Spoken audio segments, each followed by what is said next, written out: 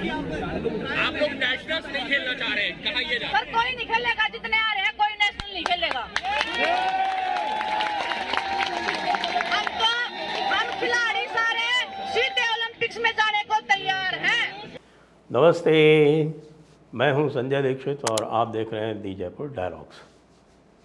हमारी चैनल को सब्सक्राइब कर दें, बेल आइकॉन दबा दें और वीडियो को लाइक कर दें, बाद में वीडियो को शेयर भी कर दें। आपको याद है हमारे धरनाजीवी पहलवान और उन धरनाजीवी पहलवानों द्वारा किया हुआ लगभग 4-5 महीने लंबा नाटक। आज उन धरनाजीवी पहलवानों के सरगना जो थे बजरंग पूनिया जी, वो चित्त हो गए। जी हाँ, उनको एशियन गेम्स में ईरान के पहलवान ने 2 राउंड जो होते हैं कुश्ती में, वो दोनों राउंड के शुरू में ही उठा के पटक दिया।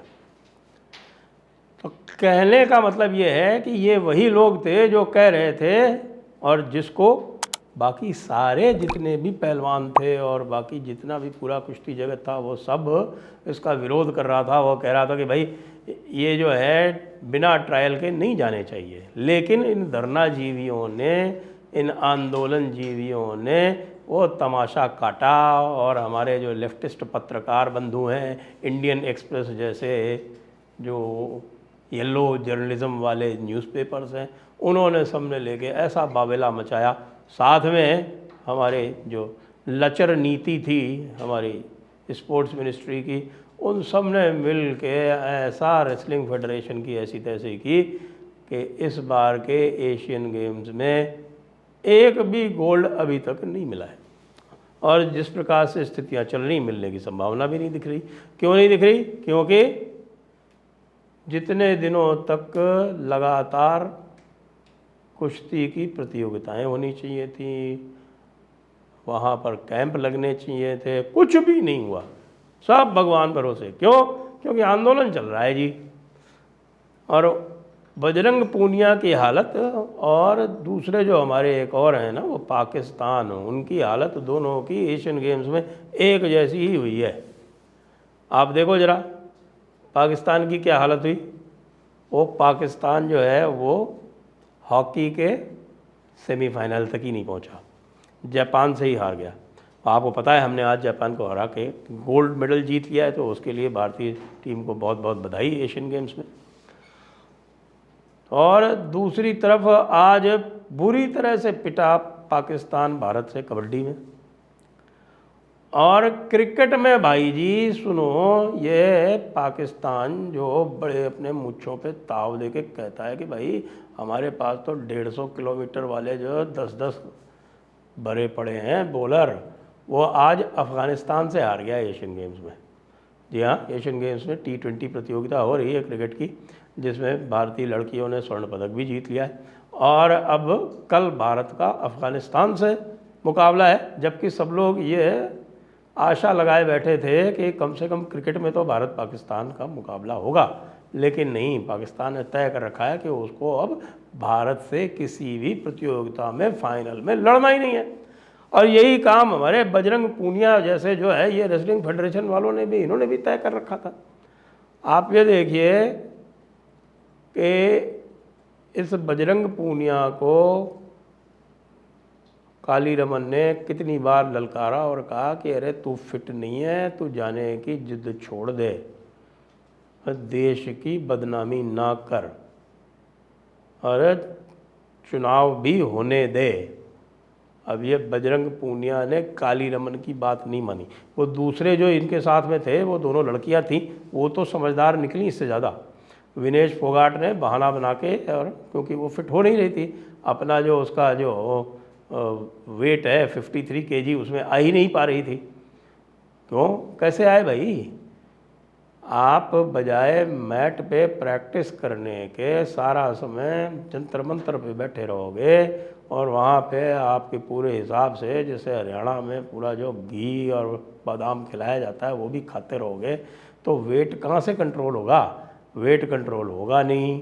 प्रैक्टिस होगी नहीं, तो उसने तो यही उचित समझा कि वो बहाना बना लिया उसने कि साहब मेरे तो इंजरी हो गई है, मैं तो फिट नहीं हूँ, मैं नहीं जा सकती एशियन गेम्स। तो दूसरी लड़की जो है, जो वर्ल्ड जूनियर में ब्रॉन्ज जीत के आई थी, अंतिम बंगाल, वो उसके स्थान पर गई और अपने पहले एशियन गेम्स में भी उसने ब्रॉन्ज निकाल दिया। और हमारे बजरंग पूनिया जी जो हैं गोल्ड मेडलिस्ट, जिनका ये शगल था कि वो तो चूँकि चैम्पियन हैं इसलिए वो सदैव के और सदैव हमेशा के लिए ट्रायल से एग्जम्प्ट होने चाहिए, वो आज उठा के पटके गए। इतना बुरा लग रहा था कि भाई यही वो चैम्पियन रेसलर है जिसके बारे में हम सब इतना गर्व करते थे, और पिछली बार जिसने गोल्ड जीता था एशियन गेम्स में, उसकी ये हालत हो रही। मतलब देख के ऐसा लग रहा था कि भाई इसकी शक्ल देख लो, कहीं से मजबूती तो दिख ही नहीं रही थी। वो ईरान वाला जो था वो पकड़ के झंझोड़ रहा था, तो बड़ी मुश्किल से ये देखिए कि खाली ये 8 पॉइंट से ही हारा, वरना जिस प्रकार से स्थिति चल रही थी उसमें तो हारना तो इसको ज़्यादा से था। ये तो भागता घूम रहा था पूरे मैच में। इसने रेसलिंग की ऐसी तैसी करा दी, इसने और इसके दो जो साथी थे, साक्षी मलिक और विनेश फोगाट ने मिलके। साक्षी मलिक भी ने भी बुद्धिमानी की कि वो भी लड़ने नहीं गई, वो भी किनारे बैठ गई। उसको भी पता था कि मैं ट्रायल में भी नहीं जीत सकती और मैं आगे भी नहीं जीत सकती, तो ना तो ट्रायल में गई ना एशियन गेम्स में गई। लेकिन ये भाई साहब जो थे ये चकल्लस थे भाई, ये बड़े पॉलिटिशियन हैं, तो गए लड़ने वहाँ पे और आज हाल दिखा दिया इन्होंने। रेसलिंग फेडरेशन की ऐसी तैसी इन्होंने कैसे कर रखी है कि साहब ये चुनाव भी नहीं होने दे रहे। क्यों कि चुनाव में भी साहब जिद ये है कि हमारा आदमी जो है कोई ना कोई वो इलेक्ट होना चाहिए। अब तू अपना आदमी इलेक्ट करके दिखवा देना, तो बजरंग पूनिया जो आज तेना हाल किया है ना यहाँ मैट के ऊपर जो दिखाई है अपनी कारीगरी, अब बताना कि कैसे तेरा आदमी इलेक्ट होता है। बार बार उसको कानूनी पचड़ों में फंसाना, इधर लगाना, इधर पेंच लगाना, उधर पेंच लगाना। और जी हम तो हरियाणा वाले हैं, अरे हरियाणा वाले ही आगे जाने चाहिए, और रेसलिंग फेडरेशन हरियाणा वालों की होनी चाहिए। हाँ जी, हरियाणा वालों की जो अभी बना रखी है जो एडहॉक कमेटी, और एडहॉक कमेटी के ऊपर ऐसे ऐसे आरोप लग रहे हैं जो आप कल्पना नहीं कर सकते। यहाँ तक कि जो पूरा का पूरा जो स्टाफ जो जाता था, जिसके बारे में कभी कोई उंगली नहीं उठी, उस स्टाफ का सिलेक्शन कैसे हो रहा है उस पर भी पैसे लेके लेन देन के आरोप हो रहे हैं। ऐसी स्थिति इस व्यक्ति ने बना दी हमारी कुश्ती की। लेकिन भला हो हमारे बाकी एथलीट्स का, जिन्होंने भारत का जो सपना था या जो भारत की जो प्रतिज्ञा थी एशियन गेम्स को लेके कि हम 100 मेडल लाएंगे, तो हम 100 मेडल लाने जा रहे हैं। 100 मेडल पक्के हो गए हैं, और उन 100 में से अभी तो आप समझिए 23 तो स्वर्ण मेडल भी पक्के हो गए। अभी 22वां मिल गया हॉकी में, और कल एक आर्चरी में जो स्वर्ण मेडल वाला जो है उसमें दोनों भारतीय हैं, तो वो भी पक्का है। तो 23 गोल्ड और 100 टोटल मेडल, ये भारत के लिए एक रिकॉर्ड है। लेकिन इस रिकॉर्ड में एक आप ये कहें कि काजल का टीका ये लगे कि साहब की जो कुछ सबसे सफल जो हमारे जो डिसिप्लिन थे उनमें इस बार हमको एक भी गोल्ड नहीं मिला है। रेसलिंग में तो आपको मैंने बता दिया, रेसलिंग में तो आज हमने बजरंग पूनिया की जो लीडरशिप थी वो देख ही ली। बाकी इस बार वेट लिफ्टिंग में भी हम फेल हुए, बॉक्सिंग में भी हम फेल हुए। तो यदि वेट लिफ्टिंग और बॉक्सिंग और भी साथ में आ जाते तो ये संख्या और भी बढ़ सकती थी। लेकिन कोई बात नहीं, खेल है तो खेल में कभी थोड़ा बहुत ऊंच नीच होता रहता है। दूसरा, साथ में बजरंग पूनिया के बराबर अभी मैंने आपकी तुलना इसकी पाकिस्तान से की थी। तो भाई पाकिस्तान को आपको पता है ना, हम तो 100 मेडल लेके आ रहे हैं, और पाकिस्तान को पता कितने मेडल मिले? 2। हाँ जी, 1 सिल्वर 1 ब्रॉन्ज। पाकिस्तान जो अपनी बराबरी किया करता था भारत से, हम तो भारत के बराबर हैं। We are an equal and separate nation. जो 2 कौमी नज़रिया है वो यही तो था कि हम भारत के बराबर और भारत से अलग हम एक राष्ट्र हैं या नेशन हैं। उस तुर्रे पे इन्होंने विभाजन मांगा था। तो अब आप हाल देख लीजिए इनका। बाकी तो आपको पता ही है कि इनका रुपया जो है वो भारत के 1 रुपये के मुकाबले 3 रुपये से ऊपर मिलता है, 3.25 रुपये मिलता है, 3.5 रुपये मिलता है।